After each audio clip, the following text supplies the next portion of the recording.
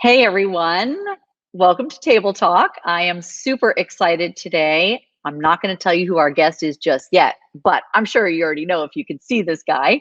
I just want to remind everybody how Table Talk was born. In April of 2020, when the pandemic came, I decided that it was time to really spend some time and go out into the industry and find amazing rock stars like Kevin and bring them to you, because when I was a newer agent, even today, 24 years later, I am still always looking for the right people to mentor me and to learn from and to move forward with. So that is how Table Talk was born. And today's a special day for me because I personally have been watching this guy. I want to say at least 10 years. I hope my number is right, Kevin. Kevin is just incredible. I am a little bit obsessed with his Facebook page. I don't know if you guys know it, but if you don't, you better go see it. You better join it. It's Next Level Agents. And Kevin, way back in the day of Keller Williams, that's both of our old lives. Yeah. Great company. I just loved listening to you and following you and hearing you and your passion for real estate and for evolution of real Yeah. estate, right? Evolving new things. So I want to welcome you today to Table Talk. Hey, welcome. Hey, I'm so glad to be here. Like, I'm so excited to do this because you and I actually haven't. This is fun for me because you and I normally catch up. We'll show up at the same event or something like that, and Yeah. that's when we get to catch up. And it's been a while since you and I have actually had the chance to speak and slow down and talk. And now we're just going to do that, but record. So I'm super excited to do that today as well because I've obviously watched you as well and seen your business grow and watched how you have evolved and changed over the years, which is something as you mentioned, that's for some reason that's just important to me. I don't know why. It's just important to me. And you're one of the people that I always see not afraid to try new things and sort of maybe reinvent could be a strong word because Yeah. but to me that's a positive thing. And so I'm Yeah. excited to just catch up. I love that. So just a little FYI, way back in the day, I really started paying very close attention to some of the things that you were doing. And even though you and I have never, is it funny how I feel like we know each other so well? And it's Yeah. because I have so much respect for you and what you've built. And I do watch and I do pay attention. I am very selective about my energy field, right? And that includes social media, that includes what I read. It doesn't matter. I'm very selective. So I love the fact that I can feel so connected to someone else. And that's a big tribute to what you've put out there, right? To what you've shared, to what you've taught, to the empire that you're building, is that I feel a part of that, right? Yeah. I feel a part of you, and I think that's really cool. Tell us a little bit about you before we jump in. I've got some great questions for you, but if someone Yeah. doesn't know you, well, then they're living under a rock. But I would love for people to know. Tell us about Kevin. Yeah, so I'll start with the stage talk, what I like to call stage talk stuff, because I know it lends some credibility, and for probably some of the other things that we'll talk about. And more importantly, I'm definitely not your average agent. I dress like a child, like a teenager, as you can see, wear a black t-shirt every day and a hat most days because I just discovered in the pandemic I look pretty Do you have bad when flip? my But hair. but do you have flip flops on? Oh my gosh, Lori, the pandemic has been weird for everybody in a lot of ways. Right now, I'm barefoot, but that's because I'm at home. But I've Okay. been wearing some shoes recently because of some injuries. So, like, Okay. I tell people 2020 was really weird. It just affected everybody differently. Yeah. Um, but I've got a business partner, Fred, and we run a real estate team based in Tempe, Arizona. We've been working together now since February of 2008. So, what is that, 13 and a half years or so. Yeah. And we we have an expansion team, although we focus mostly on the Phoenix metro area where Tempe is. That's for those of you who don't know, that's where Arizona State University is located. And we've got, we'll do 325 transactions, 125 million, not the biggest business in the world. Some of our Amazing. friends and yourself included have really amazing businesses that dwarf those numbers. But the thing I would share, what I really love and appreciate about my business is I have the relationship with my business that I want. And what I mean by that is I I've gone on one listing appointment in the last 7 years. and it's because I chose to, which was a mistake, by the way. Um, and but so I don't go on listing appointments. And at this point, I spend about an hour a week working on that business. And Fred is probably spending 4 to 6 hours a week on that business, the real estate team. And so, from a time perspective, a return on our investment of time, return on investment for money, it is an extremely amazing business for us, and we love it. And it provides so much for some of the other things we have our hands in. So, but there was a time, as you know, like where that was all I did for years and years. We built it and Yeah. built the systems. We came up in the short sale days. I got my license in '07. Third transaction ever was a short sale. And then I like Oh, tell yeah. people basically the next 1,200 deals were short sales for the most part. And then we got our butts kicked and we had to shift. I became a regional director for Keller Williams Realty while before I had to shift. Then I realized I can't even wear shoes. I probably shouldn't have a job. Went back into the sales business, started expanding, bought a market center for those for that. I can use that lingo with Laurie because we have the KW connection. So I bought a franchise and we turned it around. We went from 50 agents to 350 by the time I sold to go focus Wow. on expanding the sales team. At one point, our team was as large as 100 people on a roster. But our business really is more brokerage like, right? So not everyone is Right. actually there. Some people are coming, some people are going, some people are just getting started. And we've sold as many as 550 homes with lots of great systems and lots of great people. And now we've consistently sold between probably 290 and 325 homes for the last 4 years, 3 years in a row now. But we make a great profit on it. And more importantly, it affords the relationship with the business that we want, which allows us to build some of our other things. Like we've really started at the investment side, and we've got a few other things like you mentioned, our Facebook group, Next Level Agents, Oh, yeah. which I love. I love doing, and our podcast, and sort of giving back to the agent community and Right. building a tribe and business there. I mean, what I have watched you do, I'll never forget. I've got to go back. We were doing a panel at either Mega Camp or Family Reunion, and you guys come out on the stage in your flip flops, and I was like, okay, these are my people. Yeah, These are my people. And what I love about you in particular that I've learned just from watching and being very observant is that, there's not just one way to skin a cat. And you've yeah, built a real estate business around your personality. You've built a real estate business around not just a model, but hey, this is who I am. This is my vision. This is what I want to offer. If you could maybe share with all of those, because again, you've got people who are brand new agents thinking of becoming agents, maybe agents that are stuck. Um, I'd love for you to share how you've done that around your personality and what your desire was. yeah. I think part of that starts, Lori, with the chip on my shoulder that for a long time drove me, right? And whether that was from um, always, coming from a family that just never had much. Like we were never gonna not eat, not eat clearly. We were never gonna miss a meal in my family. However, we also Right. didn't have a whole lot extra. And I think the way my mom, for the most part, raised us singly, as a single mom, and she makes, I don't know, she ever made more than $40,000 in a year, raising two Amazing. boys that probably ate $50,000 a year worth of food, right? And so I kind of came from that background, and I think a lot of that sort of helped me build the little chip that sits right there, and I let that drive me for a long time, and really helped push me. And part of that was I just could know I had this experience where I realized I had to be me, and that meant I can't work in the corporate world.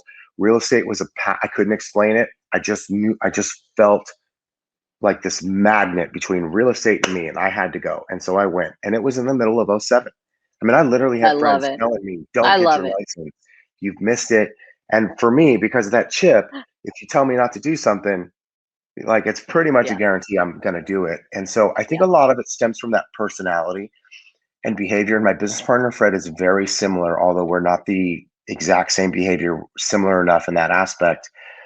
to where we decided we were gonna make the rules for our own business. We were not going to succumb to, we would always make fun of, because people make fun of us for wearing flip flops and shorts, and I'd be like, You okay, mean well, you mean we envy you. We don't make fun of you.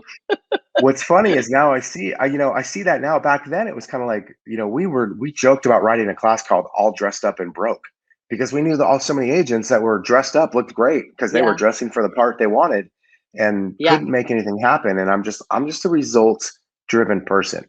I'm not a butt in the seat person. If my first mentor ever in any sort of context of the word said to me, and well, he didn't say it to me, he just said it. He said, results often harsh, but always fair. And that's what matters to me is results. Yeah. I don't care if you do it because in real estate, we can do open houses, we can door knock, blah, blah, blah. I don't care which way you get there.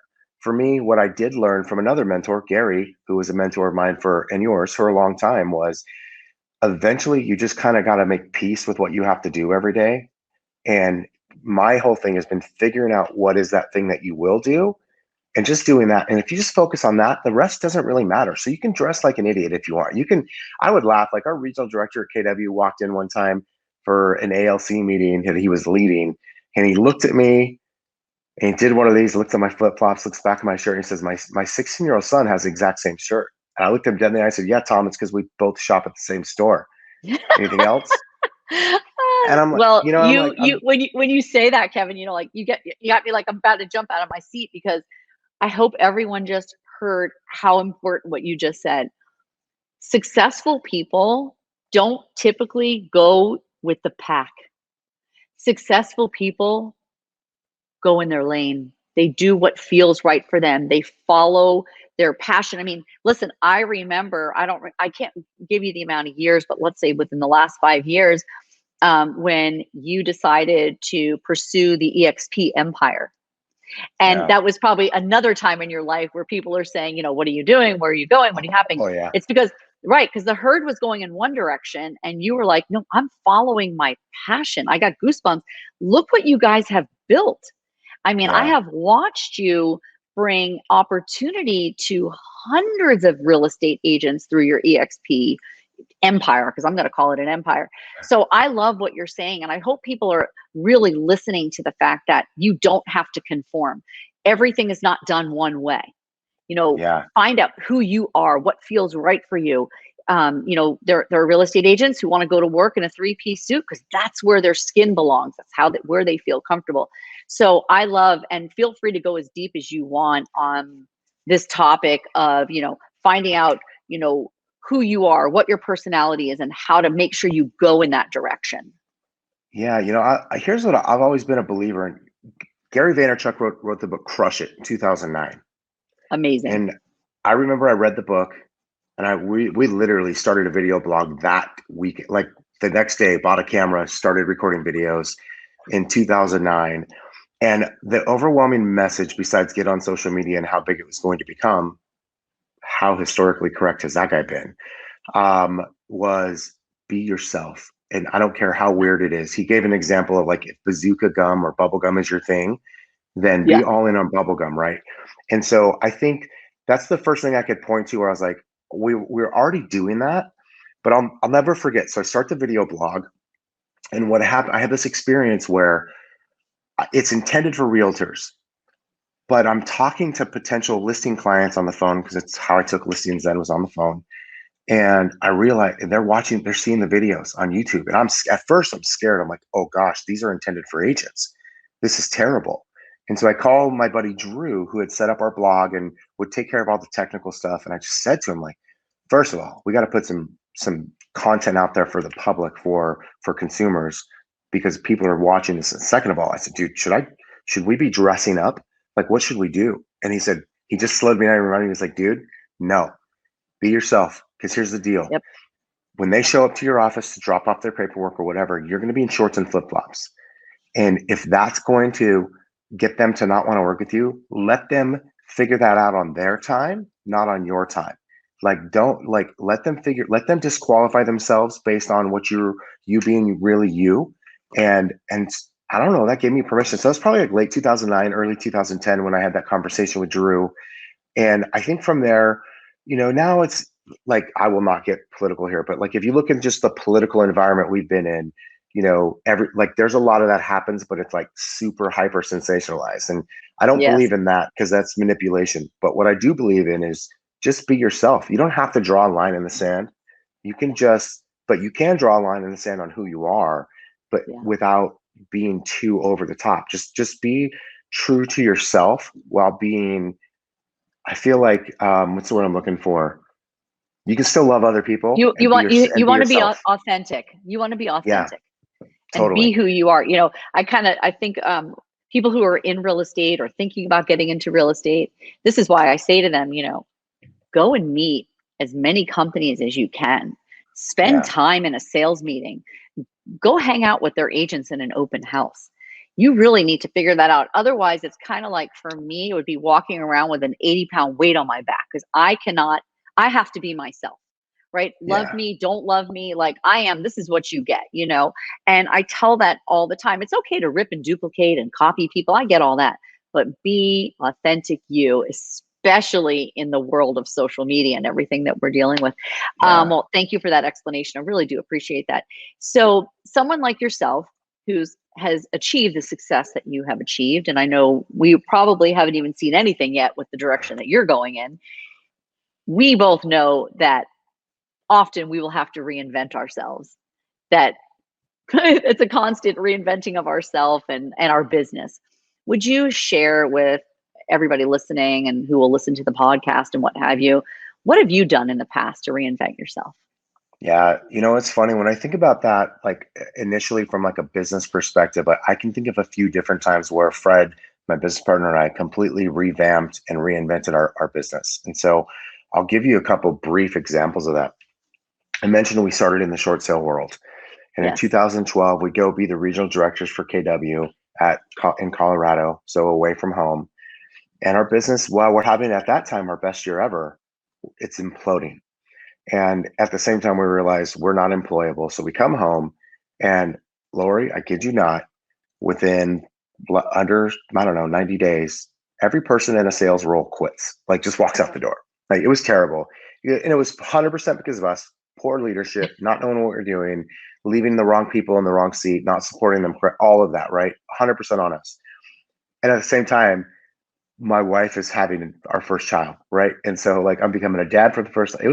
This was the first time like real, besides how hard it was to get started, where we closed 80% of our deals in the fourth quarter of the first year, which means there were some real lean months prior to that. Outside of that, this was the first real challenge for us in business and just really getting punched in the face. And so it required reinvention because the market was shifting. I mentioned I took all my listings over the phone. I mean, I just did not go to people's houses. I would give them the honor of spending time with me if they came to my office at a time I said was appropriate. But otherwise, it was on the phone. And I say that tongue in cheek because it was Well, such a terrible way to be a salesperson, right? Well, Like, I have a feeling like real estate agents that are listening to you right now going, you took all your listing appointments over the phone. They're like, yeah. get me this guy's number. I need to call Kevin. I need to find out how that happened. Yeah, and it was, but so 2012, I have to go learn how to be. I haven't been in sales for a year. I have to go learn, and not only that, the market's shifting.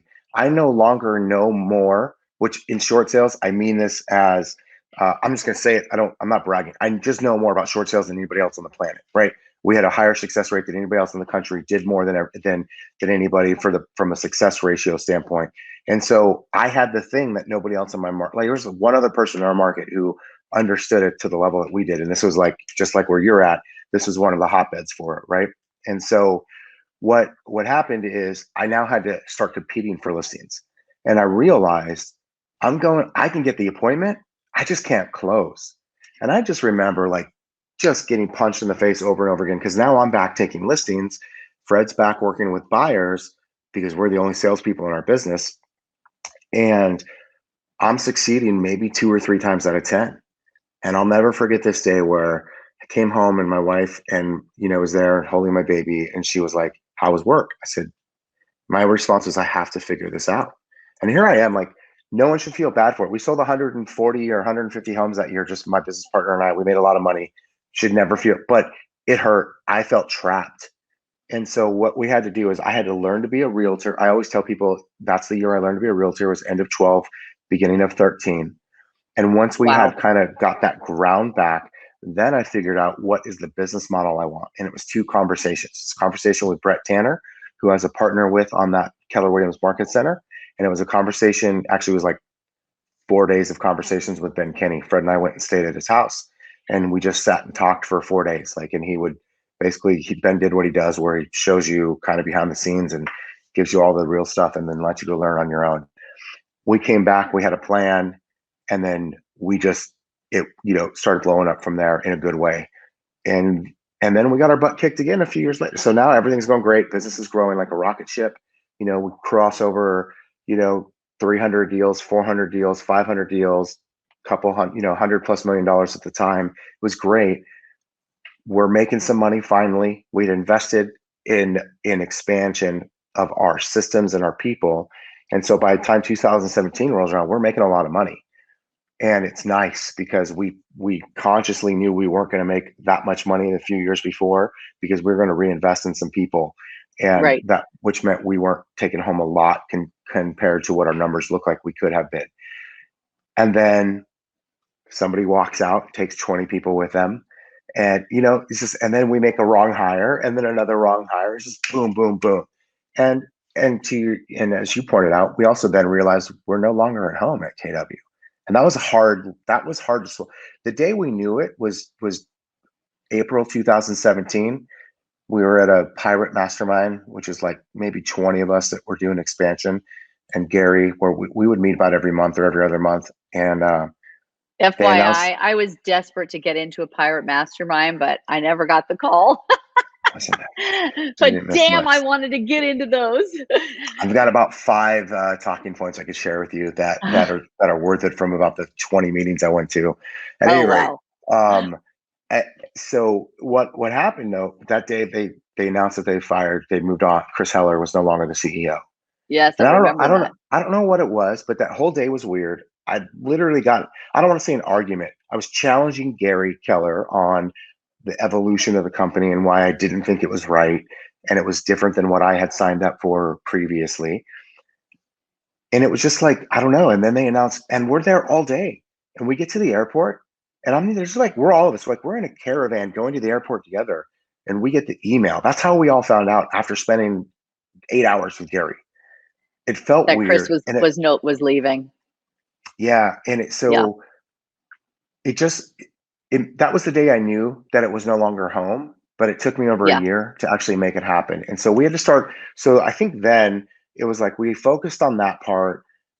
So we're having to reinvent ourselves, because we know, like, we were lifers at KW, and so we go on this whole journey of exploration.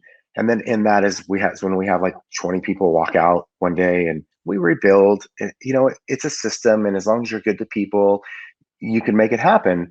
And so we did. And then eventually we discover, after totally ignoring EXP, just for no reason at all, we decide to look at it because our good friend is there and he's loving it. And so we look at it and we realize, oh my gosh, this is like built for us. We should go there. And by the way, at the time, I used to call it the island of misfit realtors, because that's what it was. You didn't have to make, like most businesses, you got to make a capital risk. We had to make an Right. ego risk. And Fred and I are Right. always okay with ego risk. I can say I'm wrong. I can say I was wrong. I'm okay changing my mind. I see that as a strength of mine, that I can change my Yeah. mind, or somebody And can change my again, mind. Kevin, going in the direction that no one else was going. Right. Mm-hmm. So it's all about that whole mindset of, and I tell real estate agents that ask me all the time, I'm like, keep your mind open. You listen to every opportunity that comes your way. You just don't know. And one of the things I keep hearing you say, which is interesting to me, and I brag about this. I say, I'm one of the biggest failures you're ever going to meet. I have fallen on my face, I don't even know how many times, and had to reinvent myself. And I keep listening to you, and you're talking about how you hit this wall, and you had to pivot, and you had to do this. And to me, I wish people could get more comfortable. They don't teach that to our kids. Learn to fail, because to win, you must fall down before you get up and you and you grow. Yeah, and you know what's funny is it became such a cliche thing, like fail forward has become such a cliche Yeah, recently, but I don't really see that many people doing it. Um, yeah, and I I am. see a lot of people fail, but just not forward. And Yeah, because it's yeah, cool to say, right? It's a cool thing to say now, and it's quotable. But the reality is yeah, you have to be willing to do that. And I was always willing to sort of eat crow or whatever you call it. I don't care because I want yeah, what's best. And so if you convince me that the other direction is best, if I buy into it, I'll go, oh man, I was wrong. Let's go this way. And yeah. and Let's go. I actually know that that's a benefit to me. And one of my best friends pointed that out to me years ago. He's when I was looking for some feedback on me personally, and he pointed that out. Yeah, He's like, dude, you're 100% in the direction you yeah. are, but you'll let someone change you. You'll let someone convince you that there's a better way, and then you'll be all the way in that direction. And Yeah. I'm all You in. have to, I'm either all in or not interested, right? and you got to stay open. You just don't know unless you stay open to that. So I have a last question for you that's really important that I want to hear from Kevin. Yeah. Um, I want to ask you, so tell me, if you would, paint the picture of what you see the real estate industry looking like and evolving into over these next 24 months. Ooh, that's a really good question. My normal answer is I don't know. My crystal ball is broken, and I think you actually have a decent crystal ball. I I don't think it's think broken. well, so I think as long as we're eyes wide open, right? So we have to do that. And it's really easy. So a year and a half ago, I'd be like, don't be scared of iBuyers. And then because everyone is starting to get scared of how big the iBuyers are becoming. And here they are Right, again. Like they've recovered over the last year and a half. right, And at least in Phoenix, they are buying more homes than you could ever imagine, right? They're here to right. stay. And what that says to me isn't that they're going to take every deal. And Right. what these other tech companies that are coming up in real estate that are disrupting are not, it's not all of them are going to make it. Some of them will, but here's what they're going to do. They're going to change, they are changing the expectations of the consumer. So as real estate professionals, if we still want to have a career in real estate sales on some level, we have to change and be better at the services we provide. We've got to get better at building our communities. We have to get better Bingo. at delivering on our value prop. So it's not, oh, Zillow took this from me or Open Door took that from me or they're bad because they take, like, I had this experience recently with a good friend of mine. Could not convince him to go on. This guy's retiring. This is part of his nesting. I could not for anything convince him, even with an extra $50,000, to go on the MLS versus what I could get him on an off-market deal. And it didn't matter. He just didn't want the people walking through his front door. Even if I would have given him it didn't matter. And so what we've got to realize is that our mindset as realtors, and it's the way things should have to look like they should be, a certain commission percentage, the Right. MLS, yada, yada, yada, all these things, they're gone. Like what I think the good thing that these companies have done is they've exposed the fact that we as an industry have not delivered what the consumer behavior has said that they want. And so now that they've exposed that, we now have to step up. So what I think is that we're going to have those of us that survive are going to be the ones that are adaptable, that are willing to work more, I would say, to build community, to deliver on higher level services. It's that Chris Heller, who is a dear friend of mine, said one time, he's like, guys, this isn't customer service. This is about the customer experience at this point. And he probably said this 100%. 4 or 5 years ago, and he was dead right, right? He was dead on. This is about the consumer experience. And if we're not tapped into that, like we're just transactional and we won't be around in whether it's 2 years or 5 years or 7 years, doesn't matter. There will be a time where that agent is no longer relevant and they'll either be in a different industry or, well, they'll just be in a different industry. I could not agree with you more. I believe the 5-star customer experience has just to be like entry level. What does it look Yeah. like at 6 stars, 7 stars, 8 stars? And we also here in South Florida, Miami, we now have Open Door, we have Zillow. There's multiple iBuyers, and like you, what I love about it is that those of us who are really really running solid businesses and we are giving that outstanding experience, I believe that they just become our competitor and that our business grows exponentially. I So think that true. people, right? People who are not paying attention and they're so focused on commission. Well, we know where that ends up. But Yeah. Kevin, I literally, like, I would hug you, but I can't hug you through StreamYard, and I can't do that. But I want to just tell you, virtual hug, because Right you're back just at you. awesome. You look amazing. Your energy is on fire. I will continue to follow you guys all the time.